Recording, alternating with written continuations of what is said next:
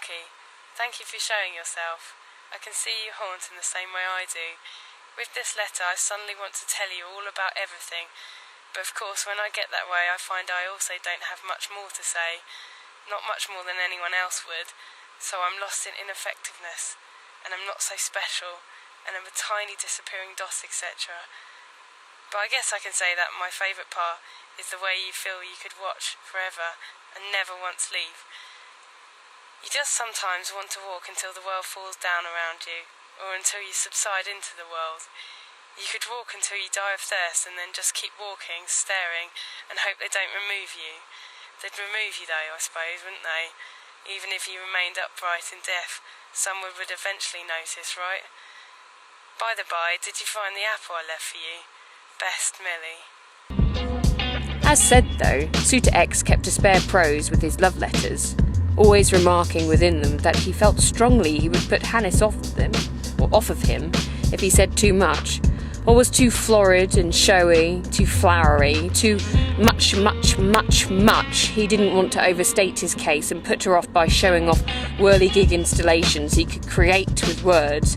He didn't want to be turgid. He didn't want to repeat sentiments a million different ways with a million different written ornaments, which he could very well write things once and have them finally, forwardly put and plainly put and mean them. So his love letters said things like, "I love you," but never said things like, "You are a rose." Hannes thought this was all terribly romantic, but Hannes worried Suitor X's old-fashioned means and ways of speaking to her father, Mr. Hardeham Rigby, denoted a mind lost in a shuffle of verbiage, and anyway, she had never met Suitor X, and anyway, Hannes was unsure if she believed in marriage. And sometimes Hannes got the impression Suitor X was following her and would cough or hiccup to announce his presence, but then when she turned there was never anyone behind her. Lauren set her straight on this, noting that everyone hallucinated at least once in a while, and marriage lent a seriousness to the endeavour of love, a gravity that kept love from its regular patterns of turmoil.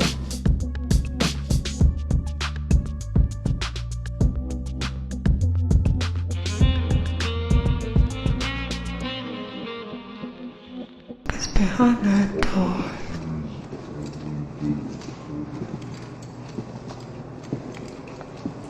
How many cubers do we need?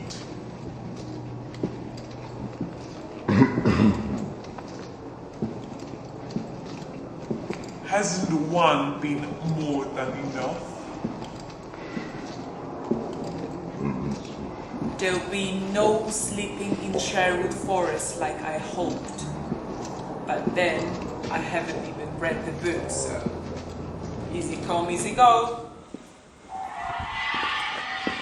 Oddly, it's hoodies that have scared us out of Sherwood Forest.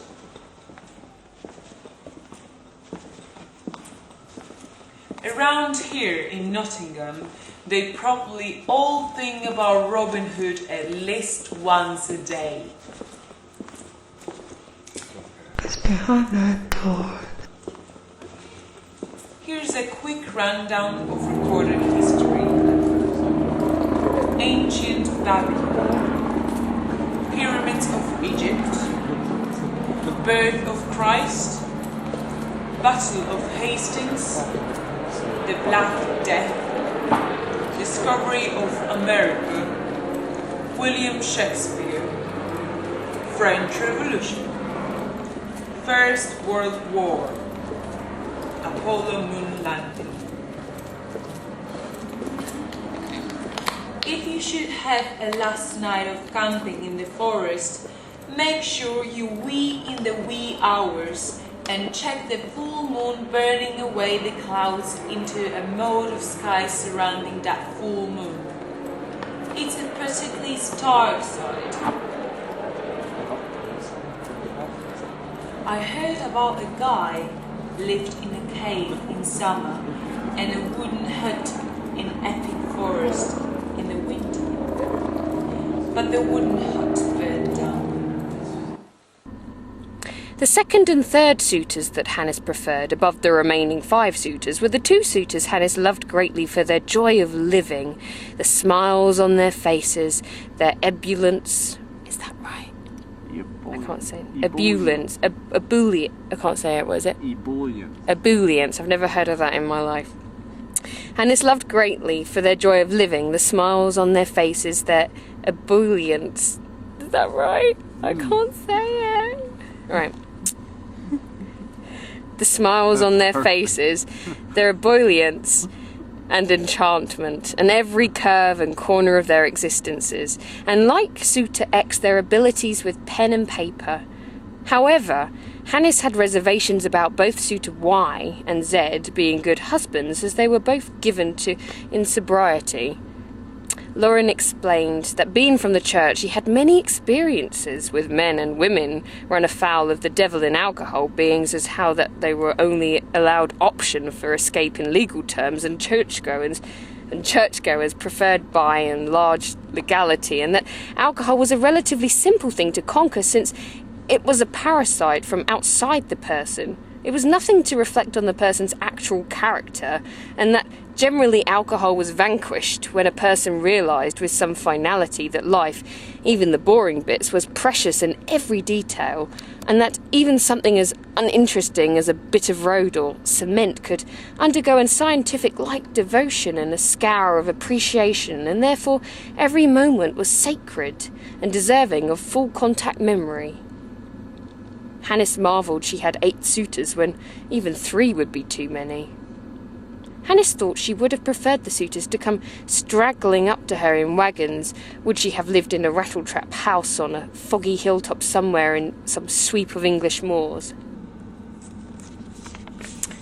Hannes talked of 5 unsuitable suitors, one young enough and bad enough that his painterly qualities tended towards the graffiti of the names of women other than her, and Hannes thought that Suitor's interest in her had surfaced only when he could not spell her name on a wall. Hannes mentioned the 4th to last of the suitors, who had a laugh that choked him, and in turn created an unlaughter-like sound that oppressed her ears. Hannes mentioned the 3rd to the last of the suitors, who never cared to sleep, found sleep an interruption of the life he was trying to lead, and so this suitor used sewing needles and dropped spoons to keep himself awake. Consequently, he suffered night wanderings and compulsions over which his clothes were clean and which were needing laundering, and he would separate his clothes into bags by the number of times each piece were worn, and also kept a diary, or logbook rather, about said numbers, and usually gave clothes to charity if they reached the number 11, causing him a constant lack of money, so that his only bright idea for a date was frisbee in the park. Hannes mentioned the final 2 suitors, twins who each desired what the other thought, and so when one of these twins had accidentally had a note of fancy for the way Hannes's long hair wisped in a breeze in front of a Nottingham off-licence, thereupon the fancy bounced back and forth psychically between the twins until they had brewed themselves into a double intent towards marriage and a nearly violent 4-way jealousy where the 2 of them were at home and out of sight of Hannes.